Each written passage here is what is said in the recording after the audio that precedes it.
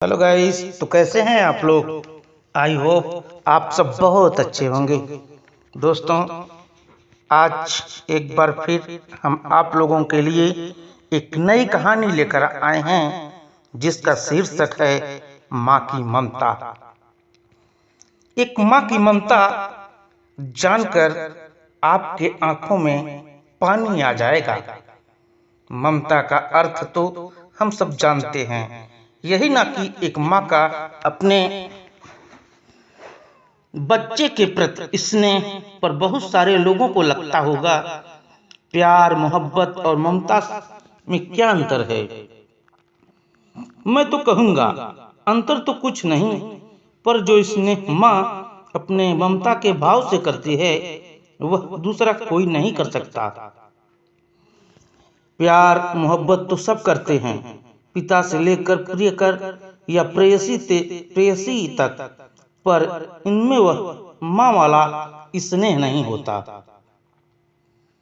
यह कहानी भी ऐसी एक ही माँ की है जहाँ मातृ प्रेम की झलक आपको स्पष्ट दिखाई पड़ती है। दापुर नाम का एक छोटा सा अविकसित गांव था। गांव का विकास नहीं, मतलब गांव के लोगों का विकास नहीं। इस गांव में कुछ 3-4 परिवार ऐसे थे जो थोड़े बहुत खानदानी थे, बाकी सब मेहनत मजूरी करके अपना जीवन यापन करते थे। इसी गांव में दीना नाम की एक विधवा औरत रहती थी। रहने के लिए छोटा सा घर था, 2 बच्चे थे, शायद एक 5 साल का और दूसरा 3 साल का होगा। दीना का पति बहुत मेहनती था। वो दीना को किसी चीज की कभी भी कमी महसूस नहीं होने देता था, या कैसी भी हालत में वह दीना को कभी अकेला नहीं छोड़ता था। कैसी भी परिस्थिति में हो, दोनों साथ मिलकर उसका सामना करते थे।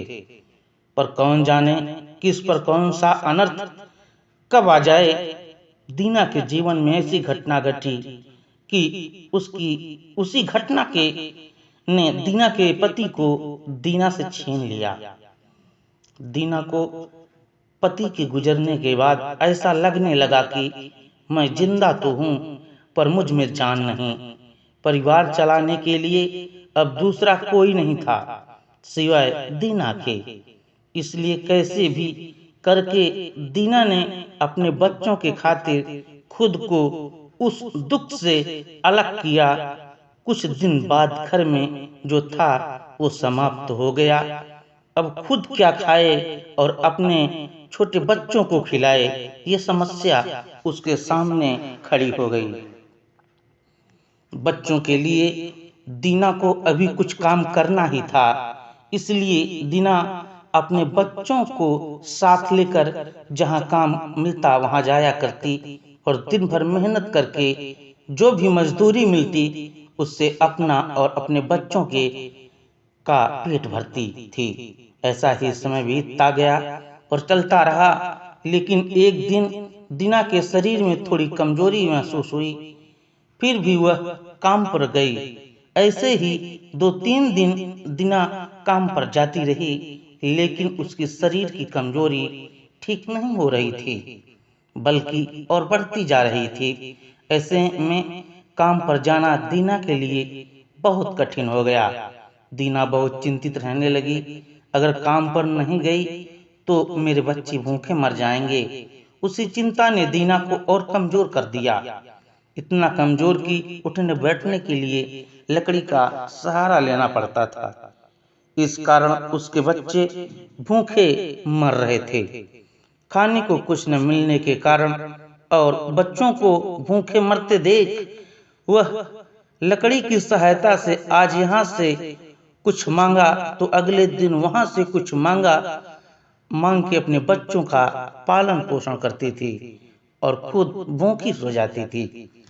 ऐसे ही एक दिन वह खुद ना जा सकती थी, इसलिए अपने बच्चों को समझा के खाने के लिए कुछ मांग लाने के लिए गांव में भेज देती है। कुछ समय बाद बच्चे 2 चपाती और थोड़ी सी सब्जी लेकर लौटते हैं। 2 चपाती से 3 जन कैसे तृप्त होंगे, इसलिए वे 2 चपाती दोनों बच्चों को खिला देती है। वह बरसात का समय था। बिजली न होने के कारण घर में अंधेरा छाया हुआ था। अंधेरे में ही वह अपने बच्चों को एक कमरे में सुला देती है और वह दूसरे कमरे में जाकर सो जाती है। रात को तेज बारिश होती है और बिजलियां जोर जोर से कड़कती हैं। दीना को थोड़ा आराम मिलता है, इसलिए वह गहरी नींद में पड़ जाती है। ऐसे में दीना को एक सपना आता है। वह एकदम तंदुरुस्त हो गई है, काम पर जाती है। वह सोचती है अपने बच्चों को काफी समय से अच्छा खिलाया नहीं, इसलिए वह अपने बच्चों के लिए स्वादिष्ट खाना बनाती है। बाद में बच्चे और वह साथ में बैठकर खाना खाकर सो जाते हैं।